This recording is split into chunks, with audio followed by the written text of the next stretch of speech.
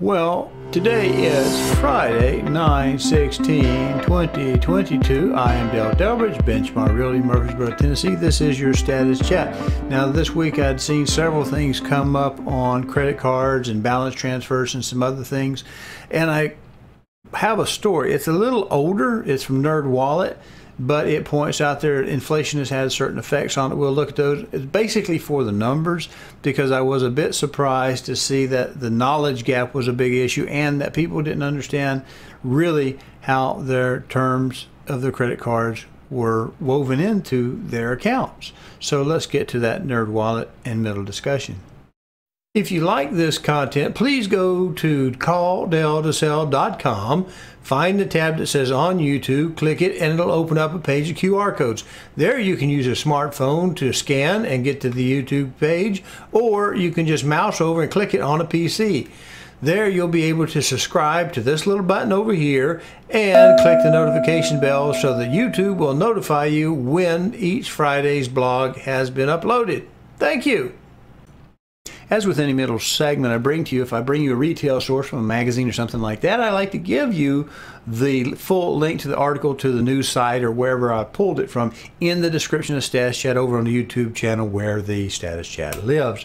Now today I'm going to bring up something from NerdWallet, and I don't know if this has been given to me. A lot of this stuff is coming to me here lately because I did research on the charge-off rates and the delinquency rates on personal revolving cards a couple of weeks ago or what, but I'm starting to see that people are building up credit cards as a stopgap manner, and that's kind of what the story is about. Although it's a few weeks old, this is from NerdWallet, Miss Melissa Lamborina, June 14th, 2022. I hope I pronounced her name correctly. Consumer Credit Card Report 2022. Inflation is pushing some consumers to rely more heavily on credit cards, a new NerdWallet survey says. So this is back a little bit, and we're going to skip most of it, go just straight to the key findings, and we're going to hit the boldface for the most part. Inflation is pushing some consumers to rely more heavily on credit cards. Well, that's no big duh right there. 3 in 5 credit card holders, or 62%, just about 2/3, say they have taken some new action with a credit card in the past 12 months as a result of or caused by the inflation. That would be addition to their normal spending patterns, I would assume. Inflation will continue to affect the credit card use. Well, yes, if we can't get our incomes to surpass our outflows, credit cards are a way that we temporarily do that, but there's a cost. Many consumers have potentially costly knowledge gaps around how credit cards work. Now, I find that to be really true. We get an invitation, we take the invitation, we really don't know how it all works. We're just happy to have our Lowe's card because it got us a 10% discount on our appliance or whatever. Next thing we know, we've got all kind of accounts that we cannot account for. So that's it. Now, this one talks about 78% answered incorrectly or unaware of how their credit card worked. Many credit card holders don't know the interest rates on their credit cards. That would be me. I've had the same credit card for a couple of decades from a particular bank, and I called them to see what the rate was because I was a little irritated with the institution. And I've had that card for so long, and I don't normally keep a balance. It didn't really matter so much what it was, and there's no rewards on that old card, and so I don't have anything like that to keep up with. It's just I can use it, pay something off, and then pay it off, you know, when I'm back at the house type thing. I didn't know what mine was, so if I can do this, it's easy for us regular human beings, that don't have an S painted on our chest, to have some issues sometime. And you know who Medusa was? She was, I think, Greek. She was a goddess who had snakes in her head, and if you happen to look her in the eye, you turn to stone. A lot of things like credit card and how they work, those debts, those things that rack up on us, we just don't want to look at them. We're a little bit afraid to look at them, but we need to.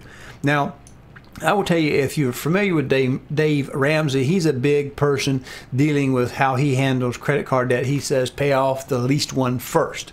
And that's a good tactic if you have too many open accounts. If your mortgage advisor tells you have too many accounts, certainly pay off the little ones first and reduce those numbers of revolving type credit accounts. But you may also have one that's at a very high interest rate, and you might want to attack that one first, which would not necessarily be the smallest charge, but it may be one with a higher interest. Or there's a third option, and it's rather obvious. You might want to take the biggest one down first if you're over your credit utilization ratio. In other words, most mortgagers and people who want to extend credit like to look at you and say, well, you have access to emergency funds through maybe a credit account, and they want to see how much you have on it. If you're maxed out or nearly maxed out, that's a case when they might look at like you're already kind of pushing a little further, you're sailing close to the wind, you don't have much room in case your transmission falls out or your air conditioner dies at the house and you have to make a sudden and unexpected charge, or a child breaks an arm, you have medical bills that you weren't expecting for, something like that. So they want to know that you have normally about no more than 30% of a credit card or whatever the charge is on balance that you have to pay off, so that you do have a little bit of if the worst should happen, credit ability to make some deal. Now, you should know that you cannot take a cash loan out to pay your mortgage. I believe that counts as mortgage fraud. You have to pay your mortgage with good money, your money. And some people will pay their mortgage with their good money and then maybe buy something else they have to pay for off on credit card. It gets in the same problem. You're spending money you don't have. Well, here they have this chart. We're going to go up to this one. People here, 32% responded that they used a credit card to pay for essential purchases, and they've yet to take them off the balance. So that's almost 1 in 3. Relied on credit card purchase to fund essential purchases between paychecks. Now this is important that they did pay. This is different than the first one. They paid it off, but it was fill-in, it was cash flow issues. Both of these are big issues. Use a credit card reward to pay for essential purchases. If they're supposed to be reward, they're supposed to be fun, but if you've got something else you've got to chase down, that's a way to do it. And 25 responded, 1 in 4 responded they've done that. Open a new credit card. And they might do that when the credit's still good, but that's still an awful strong temptation when we're having to rely on credit cards more.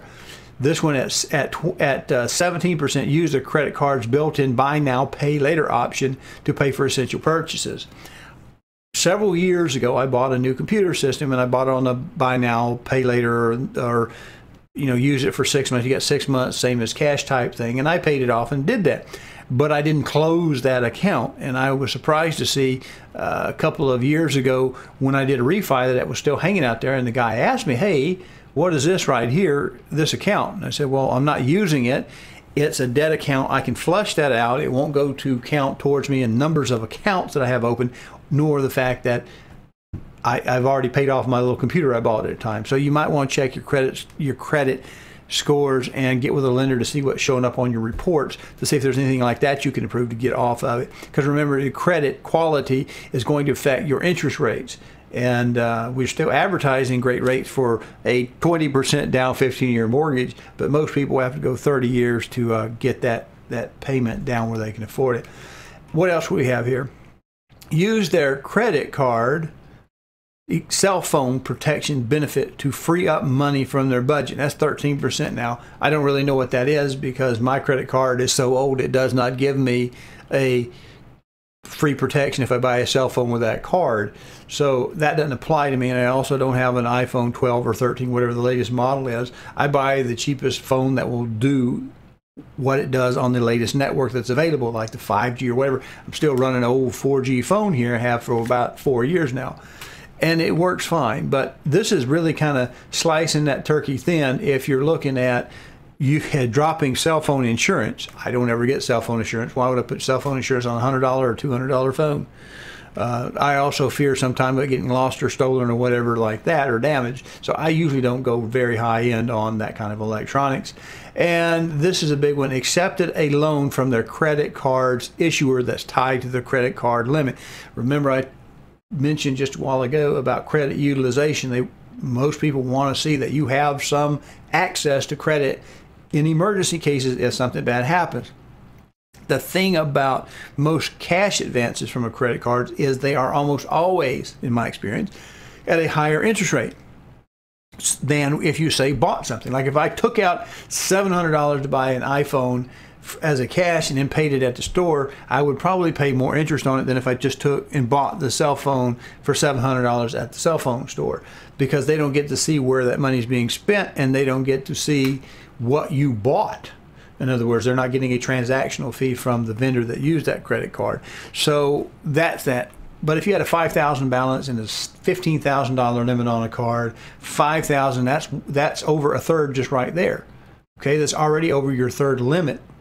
But when you tack on, say, a $7,000 loan on top of that, that's $12,000 off your $15,000 limit. You get hit twice. You have very little reserves, and you have extremely high balance with, in most cases, the higher interest rate associated with that cash loan. So really be careful how you use your credit cards. If you don't know how your credit cards work, call your people. And it's really easy to get too many of them, simply because I was in Lowe's buying some flooring, and they said, well, we can give you 10% if you get a Lowe's card. I don't want a Lowe's card. Or we can give you something else here at another store if you just get a credit card, because they're pretty sure that if you have a credit card, you're going to use it.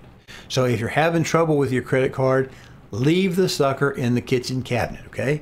Don't take it with you, so you can't whip it out on those moments when you think, well, I kind of need these new shoes, but I don't know how my month-end cash is going. I'll go ahead and buy them knowing I'll get them on a credit card. If you don't have your credit card with you, that's an easy way to kind of help start you to really start thinking about how you're using that credit card in your daily life. And a lot of this is because of inflation that's a result of a party spending money that we don't have.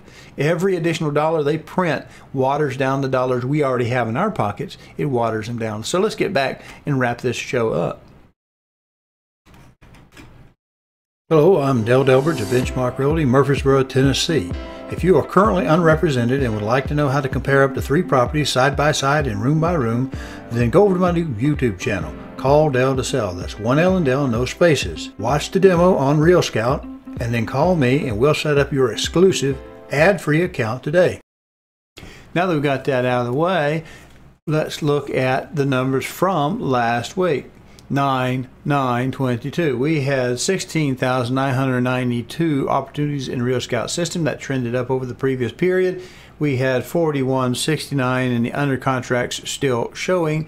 That also ticked up a little bit over the previous week, and the integer ratio between those two numbers remained constant for the 5th week in a row.